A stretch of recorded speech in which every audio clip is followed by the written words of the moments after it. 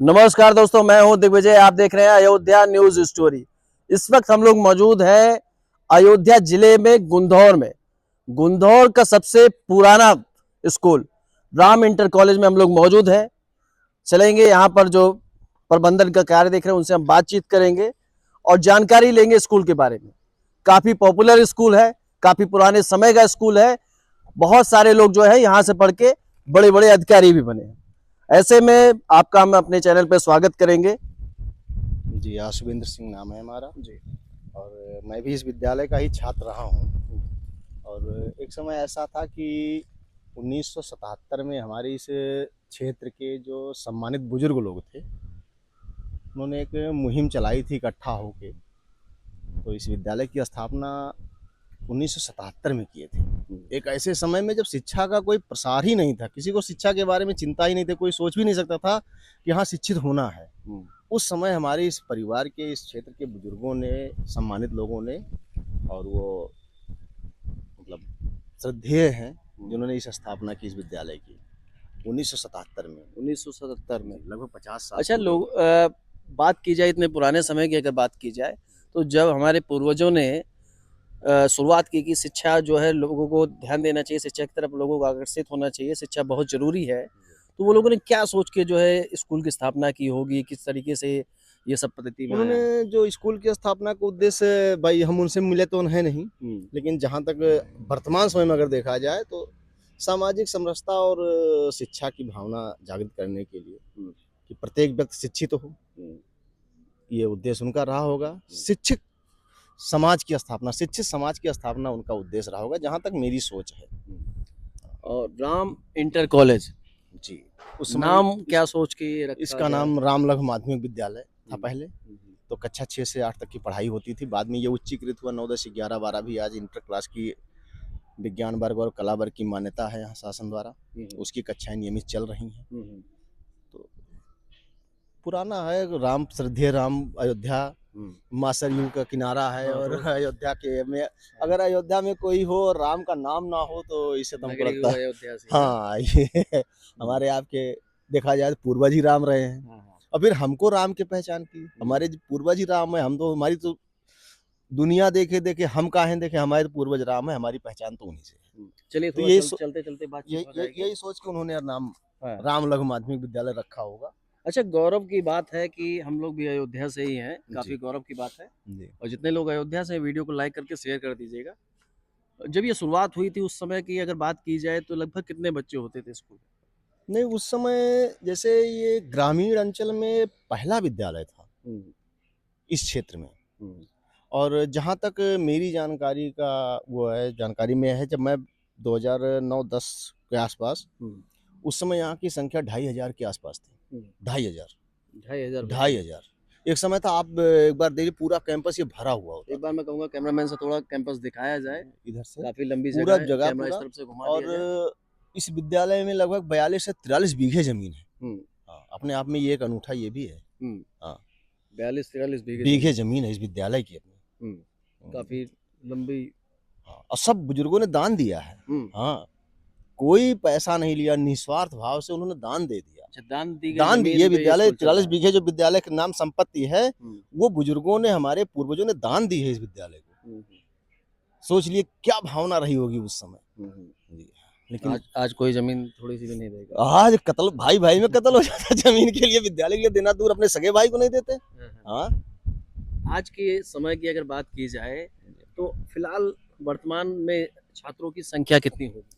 देखिए वर्तमान में हमारे यहाँ संख्या घटी है। कुछ भौगोलिक परिवेश रहा है, तो लगभग 600 के आसपास संख्या है। 600 के आसपास, 600-650 के आसपास संख्या है। लेकिन उसका सबसे बड़ा कारण देखिए, जिस समय ये खुला था उस समय शिक्षा का वो प्रसार नहीं था, उतने मतलब विद्यालय नहीं थे। आज आप देखिए, शासन की कुछ ऐसी नीतियां हैं कि हर गली में 2 स्कूल आपको मिलेंगे, हर 100 मीटर पे, 200 मीटर पे आपको 2 स्कूल मिलेंगे। तो ये शासन की नीतियां। अच्छा, दूसरा एक और चीज है कि गार्जियन भी जितने हैं, जो अभिभावक हैं, वो भी चाहते हैं कि वो स्कूल का नाम, स्कूल का बिल्डिंग, स्कूल का फेम देख के बच्चों को भेजते हैं। और ये सबसे बड़ी समस्या आती है, हर गार्जियन की है, ये कोई ध्यान ही नहीं दे पाता है। होता क्या है, जैसे हम लोग भी पढ़े हैं तो हमारे पिताजी शाम को 6 बजे बैठाते थे पढ़ने अपने साथ। दिन भर क्या पढ़े ये पूछते थे। आज जो आप देखिए समाज में शिक्षा का बेरोजगार, शैक्षिक बेरोजगार बहुत ज्यादा हो गए हैं। डिग्री तो सबके पास है लेकिन शिक्षा नहीं है। शिक्षा नहीं है। उसका कारण है गार्जियन अब मुखातिब हो ही नहीं पा रहा, अपने बच्चों से पूछ ही नहीं सकता क्या पढ़ रहे हो। कारण उसका है समय नहीं है। समय नहीं। जैसे हम आपको बताएं, मैं खुद हिंदी मीडियम का पढ़ा विद्यार्थी हूँ। मैं अपने बेटे को खुद इंग्लिश मीडियम में पढ़ा रहा हूँ, रहता फैजाबाद में हूँ। मेरा बेटा वहाँ इंग्लिश मीडियम पढ़ता है। मेरी खुद की हिम्मत नहीं होती मैं अपने बच्चे से पूछूं क्या पढ़े हो, वो इंग्लिश है। और आज लगभग वर्तमान समय में 90% गार्जियन की समस्या है। क्या हिंदी मीडियम के बच्चे जो है, सही सही बताइएगा, क्या हिंदी मीडियम के जो बच्चे हैं क्या इंग्लिश मीडियम के बच्चे से कमजोर हैं किसी भी मामले? कभी नहीं, कभी नहीं। क्या अधिकारी कम है? नहीं, आप हिंदी मीडियम की बात करते हैं। इंग्लिश में तो केवल 2 ही संबंध है, मदर फादर, माता पिता, अंकल आंटी। ये इंग्लिश में 4 संबंध है केवल। और हिंदी में आइए, मौसा मौसी, दादा दादी, नाना नानी, बुआ फूफा, बहुत से रिश्ते हैं। तो हिंदी मीडियम आप देखिए, सक्सेस रेशियो देखिए, हिंदी मीडियम के बच्चे आज भी पीसीएस बनते हैं, आईएएस बनते हैं। ये कहाँ किसने कह दिया? हिंदी हमारी मातृभाषा है। लेकिन हमको अच्छा एक चीज बताइए, हर गार्जियन अपने बच्चों को वही खिलाता है जो वो खाना क्षमता रखता है। तो पढ़ाने की क्षमता वो क्यों नहीं रखता है कि मुझे पढ़ना है, तो जब मैं पढ़ सकता हूँ वही मैं पढ़ाऊँ ना। तो जो हमने पढ़ा ही नहीं है वो क्यों पढ़ा रहे हैं? क्यों पढ़ा रहे हैं? अब जैसे हमने अपने बच्चे से पूछा क्या पढ़ो, इंग्लिश में बोल दिया, हमको नहीं समझ में आएगा, तब उस पर क्वेश्चन नहीं कर सकते बेटा क्या पढ़वा रही है।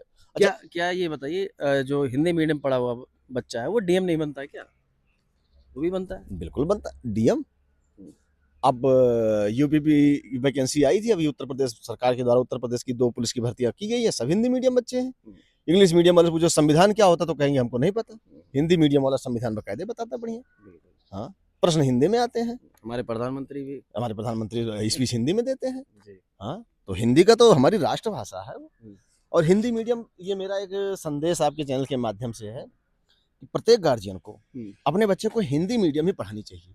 उसका रीजन ये होता है कम से कम हिंदी में हम उसको पढ़ सकते हो पढ़ क्या रहा है। वो इंग्लिश में पता चला वो सिलेबस का किताब पढ़ रहा है कि वो विलियम शेक्सपियर किताब पढ़ रहा है, हमको क्या पता। बिल्कुल है। और हिंदी में रहेगा तो कम से कम जान तो पाएंगे हाँ ये भौतिक विज्ञान है, ये समाज शास्त्र है, नागरिक शास्त्र है, ये अर्थशास्त्र है, क्योंकि मुझे पता है और सबको पता होता है। हिंदी मीडियम और इंग्लिश मीडियम की किताबों में क्या अंतर है और क्या चीज बेहतर है? कोई अंतर नहीं है।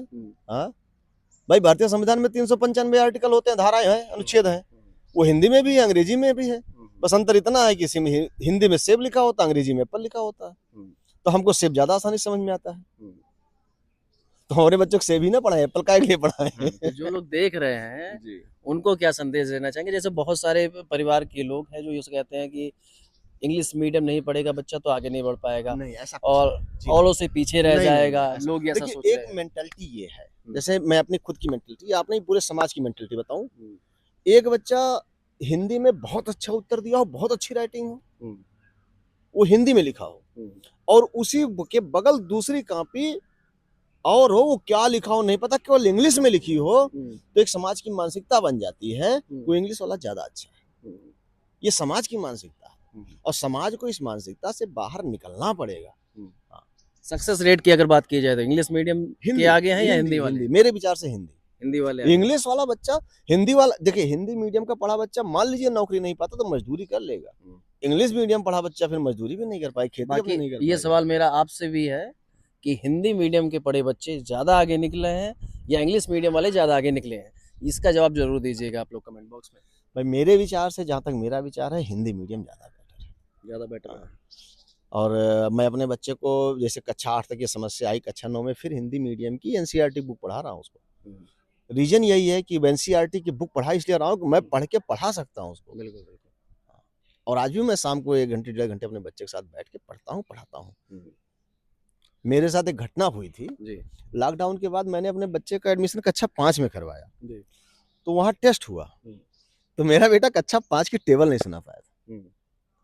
तो मुझे बड़ी ग्लानि हुई कि यहाँ ऐसा, तो ले गए किताब उताब खरीदे, फिर हमने शाम को 6 से 9 3 घंटा बैठना शुरू किया, मोबाइल स्विच ऑफ करके रख देता था, 3 घंटे में खुद पढ़ता था।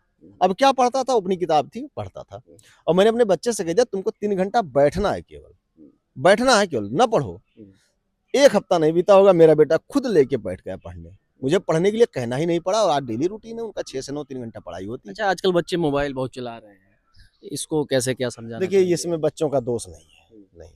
घर में पति पत्नी, एक पति मोबाइल चला रहा है, पत्नी मोबाइल चला रही है, घर में 4 सदस्य 4 मोबाइल चल रहे, तो उसमें बच्चे देखिए हमारी आपकी नकल करके सीखते हैं। हाँ।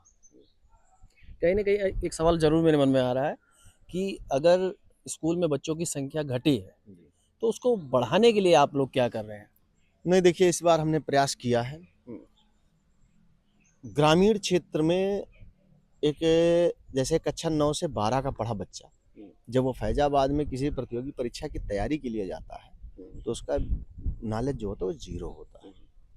आइए थोड़ा सा तो इस तरफ आ जाते हैं, इस तरफ धूप ज्यादा आ रही अब है। की बार हमने प्रयास किया है जो बच्चा हमारे यहाँ नामांकित है 9 से 12 में, तो डेली 1 घंटे उसको प्रतियोगी परीक्षा की तैयारी के लिए क्लास चलवाएंगे और वो निःशुल्क होगी क्लास।